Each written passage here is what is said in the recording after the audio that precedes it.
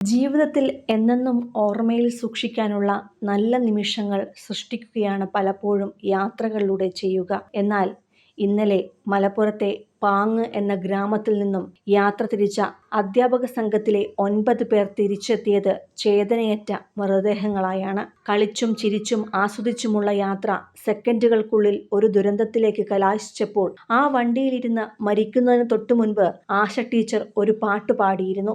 ആ പാട്ടാണ് ഇപ്പോൾ വേദനയായി മാറിയിരിക്കുന്നത്. പൂക്കൾ, പനിനീർ പൂക്കൾ, നീയും കാണുന്നുണ്ടോ എന്ന് തുടങ്ങുന്ന ആ മനോഹരമായ മലയാളം ഗാനം നമ്മൾ നെയ്യും വസന്തം മായൊരുതെങ്ങും എന്ന് തുടങ്ങിയ വരികളിൽ അവസാനിക്കുമ്പോഴേക്കും ആ ദുരന്തം വാഹനത്തെ തേടിയെത്തിയിരുന്നു. വേനലവധിയുടെ സന്തോഷം പങ്കുവെക്കാനാണ് പാങ്ങ് പള്ളിപ്പറമ്പ് GLP സ്കൂളിലെ അധ്യാപക സംഘം നേരത്തെ തന്നെ തീരുമാനിച്ചിരുന്ന യാത്രയ്ക്ക് തുടക്കം കുറിച്ചത്.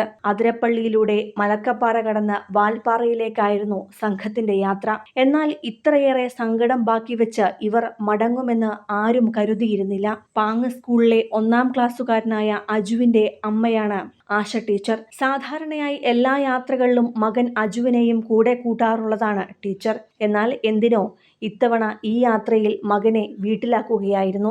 അമ്മയുടെ കൈ പിടിച്ച് വാൽപ്പാറയിലെ ഹെയർപിൻ വളവുകൾ കാണാൻ അവൻ പോയിരുന്നില്ല എന്ന ആശ്വാസം നിലനിൽക്കുമ്പോഴും ഇനി തനിക്ക് അക്ഷരം പറഞ്ഞു തരാൻ അമ്മയില്ല എന്ന തിരിച്ചറിവ് ആ കുഞ്ഞിനെ വേദനയിലാഴ്ത്തുകയാണ്. ഇന്നലെ വൈകിട്ട് 5:20-നാണ് വാൽപ്പാറ ചുരം റോഡിൽ 300 അടി താഴ്ചയിലേക്ക് വാഹനം മറിഞ്ഞ അതിദാരുണമായ ദുരന്തം സംഭവിച്ചത്.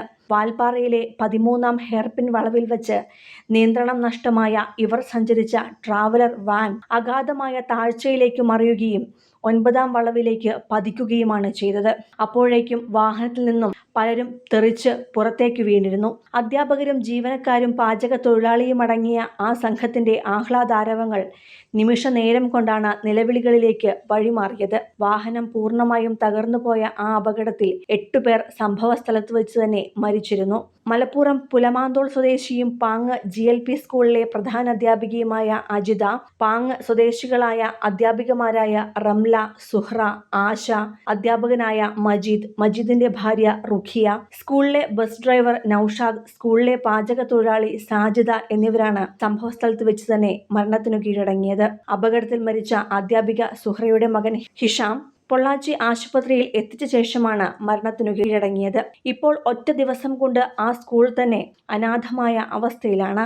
9 കുടുംബങ്ങൾക്കൊപ്പം പാങ്ങ് GLP സ്കൂളിലെ മുഴുവൻ കുട്ടികളുടെയും പ്രിയപ്പെട്ട അധ്യാപകരാണ് നഷ്ടമായത്. 10 അധ്യാപകരുണ്ടായിരുന്ന ആ കൊച്ചു വിദ്യാലയത്തിൽ ഇനി അവശേഷിക്കുന്നത് 3 അധ്യാപകരും ഒരു പ്യൂണും മാത്രമാണ്.